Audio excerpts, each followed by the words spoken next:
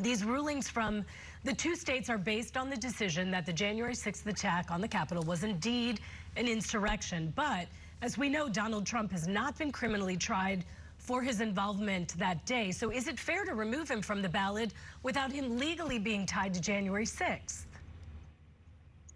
Well, Holly, that's where it comes down to something that Ava Joy just touched on.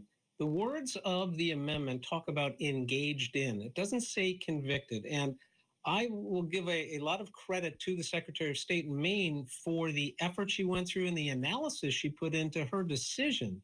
She elicited opinions and testimony from a variety of experts to help her decide whether or not the 14th Amendment requires a conviction or whether engaging in an act which supports an insurrection is sufficient. She came down to conclude that simply engaging in an act that supports insurrection was enough to disqualify a candidate under the 14th Amendment. So that's why it doesn't require, in her mind or in the mind of the judges in Colorado, a conviction, but rather just an act where you engaged in an insurrection. Well, we know in Colorado, the Supreme Court made the decision to remove Trump from the ballot. So now we're hearing in Maine, it was the Secretary of State. So explain to us how each state is different. Does it depend on local election laws or state election laws, I should say? Who's the ultimate arbiter in these cases? Well, Holly, that's exactly it. And that's why people are encouraging the U.S. Supreme Court to take this case, whether it's from Colorado, whether it's from Maine, or wherever it comes from, to come up with a unified decision as to what it would take. The Constitution that we have and the way our country was set up allows for separation of state and federal powers. And so for local elections and for national elections, which take place in states, it's up to local authorities to determine whether or not you're on the primary ballot and then whether you're on the general election ballot. And then they count the votes. And during a general election, they tabulate them and then submit those final votes up to Congress. And so the Electoral College can decide whether or not who has won the election. So that's why, as you pointed out, it depends. It depends on what state you're in. It depends what the local laws are. And in Maine, a challenge is filed, and then it's heard and adjudicated by the Secretary of State. In Colorado, it went through the courts, and that's where they made the challenge, and they had a lower court hearing and then a Supreme Court hearing. So that's why it's different. But the process in Maine was very detailed and did afford the former president due process, which is what's important here.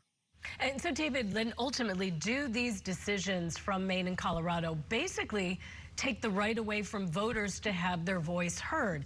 Are we going to hear that argument? Well, we're certainly going to hear that argument from the former president, that without being on the ballot, voters can't have their voice heard. The governor in California has said exactly that. Don't take his name off the ballot. Let the voters come in and let them decide whether or not he wins the primary. And then if he does, if he's the candidate for the Republican Party, whether he wins the election, let the voters decide what goes on.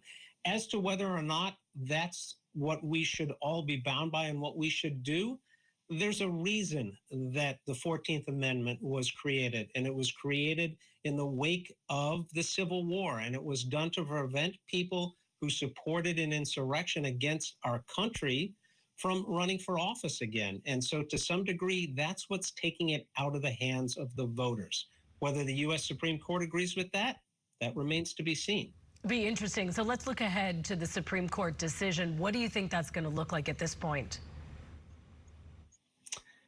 Well, they're certainly going to get briefed by both parties. There are going to be a slew of people who want to file what are called amicus briefs, friends of the court, because they realize, and everyone else realizes, that this is a question of significant and great public importance, and they will be the final say on it.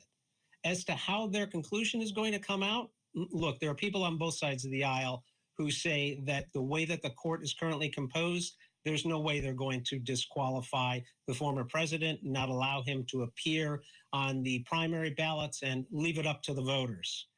Look, it depends if they're going to be strict constructionists and put everything else aside and look at the words and the letters of the 14th Amendment and decide that you don't have to be convicted of an insurrection, you need to engage in one. That all remains to be seen. But I think certainly based on the way that they've ruled already, where they stand politically, that I think in the end, it will ultimately be up to the voters to decide. Thank you so much for your insight. We appreciated some interesting information there. Assistant U.S. Attorney David Weinstein, we appreciate it.